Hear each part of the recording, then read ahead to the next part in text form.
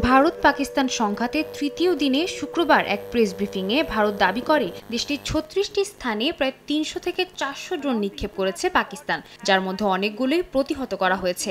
এনডিটিভির এক প্রতিবেদনে এ তথ্য উঠে আসে। একই দিন পাঞ্জাবের ফিরোজপুরে পাকিস্তানের হামলায় একই পরিবারের ৩ জন আহত হয়েছে বলেও জানায় এনডিটিভি। বিস্ফোরণের শব্দ শোনা যায় জম্মু, পাঠানকোট, সাম্বা ও জয়সালমের সহ বিভিন্ন জায়গায়। হামলার কারণে সীমান্তের অনেক শহর ব্ল্যাকআউট করে রাখা হয়েছে। মানুষকে ঘরের বাইরে না যাওয়ার নির্দেশ দিয়েছে প্রশাসন। এদিকে পাকিস্তানের দাবি তাদের নিয়ন্ত্রিত কাশ্মীরের নীলম ঝেলাম জলবিদ্যুৎ প্রকল্প ও অন্যান্য বেসামরিক স্থাপনাকে হামলার লক্ষ্যবস্তুতে পরিণত করেছে ভারত। শনিবার দিবাগত রাতে হামলা চালানো হয়েছে পাকিস্তানের বিমান ঘাঁটিতেও, যদিও এতে ক্ষয়ক্ষতি হয়নি বলে জানান লেফটেন্যান্ট জেনারেল শরীফ ইকবাল চৌধুরী। গণমাধ্যম ডনে তথ্যমতে পাকিস্তানের সামরিক বাহিনী দাবি করছে ভারতের আদমপুর থেকে ৬টি ব্যালিস্টিক ক্ষেপণাস্ত্র ছুড়েছে, যার 5টি পড়েছে ভারতের অমৃতসর অঞ্চলে। পাকিস্তানের দাবি ভারত নিজে দেশের জনগণকে লক্ষ্যবস্তু করছে, যদিও নয়াদিল্লি এই অভিযোগ অস্বীকার করেছে।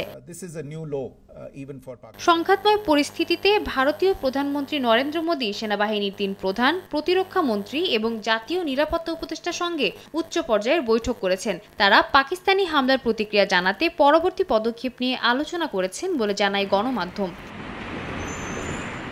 এইসব ঘটনার মধ্যে শুক্রবার আন্তর্জাতিক মুদ্রা তহবিল IMF পাকিস্তানকে $1 বিলিয়ন ঋণ দিয়েছে।